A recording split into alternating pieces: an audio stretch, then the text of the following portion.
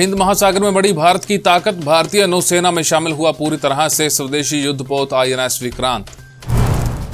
अफगानिस्तान के हेरात में एक मस्जिद में आत्मघाती हमले में तालिबानी धर्मगुरु मुजीब इमाम की भी मौत। पाकिस्तान में बाढ़ की वजह से अब तक 1300 से ज्यादा लोगों की मौत, खराब हुई 90% फसलें। नमस्कार, मैं हूं संजय सेठी, आप देख रहे हैं जेएसडी टाइम्स। भारतीय नौसेना में आज INS विक्रांत शामिल हो गया है।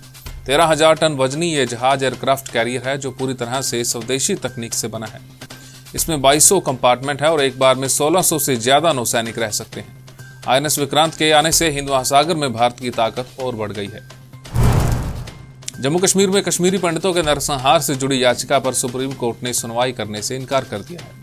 याचिका नरसंहार मामले में SIT गठित कर जांच कराने, रिहैबिलिटेशन और कश्मीरी पंडितों की संपत्ति वापस दिलाने से संबंधित थी। कोर्ट ने याचिकाकर्ता को संबंधित अथॉरिटी के सामने जाकर अपनी बातें रखने को कहा है। स्टारबक्स के मैनेजमेंट ने भारतीय मूल के लक्ष्मण नरसिम्हन को कंपनी का CEO नियुक्त करने का ऐलान किया है। नरसिम्हन ने पुणे विश्वविद्यालय के कॉलेज ऑफ इंजीनियरिंग से पढ़ाई की है। पुणे में जन्मे नरसिम्हन ने जर्मनी में मास्टर्स की पढ़ाई की है। अफगानिस्तान के हेरात की गुजरगाह मस्जिद में जुमे की नमाज के दौरान धमाका हुआ।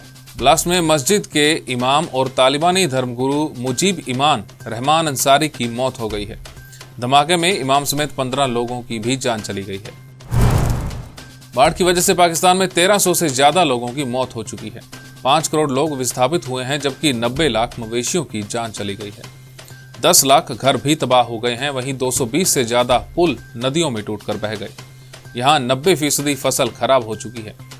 लगभग पाकिस्तान का 1/3 हिस्सा पानी में डूब चुका है।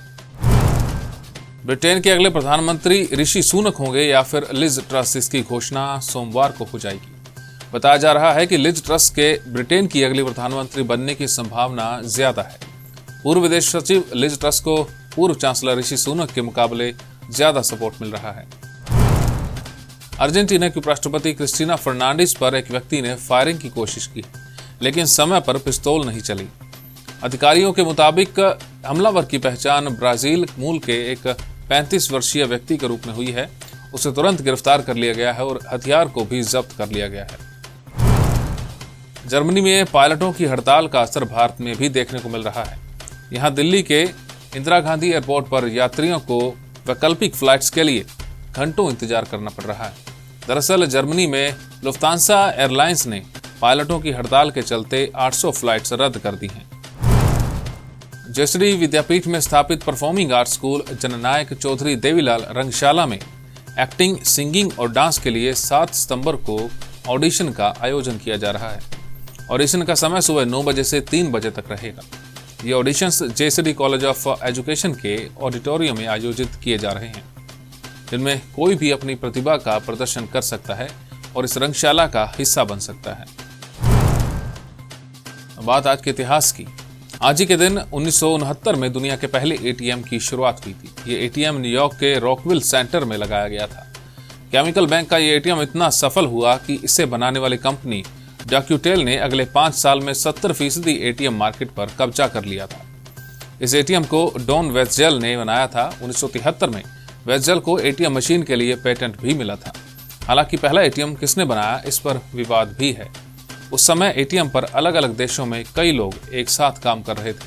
इस वजह से ATM के आविष्कार को लेकर भी अलग अलग दावे किए जाते हैं। साल 1967 में लंदन में जॉन शेफर्ड बैरन ने भी ATM मशीन बनाई थी।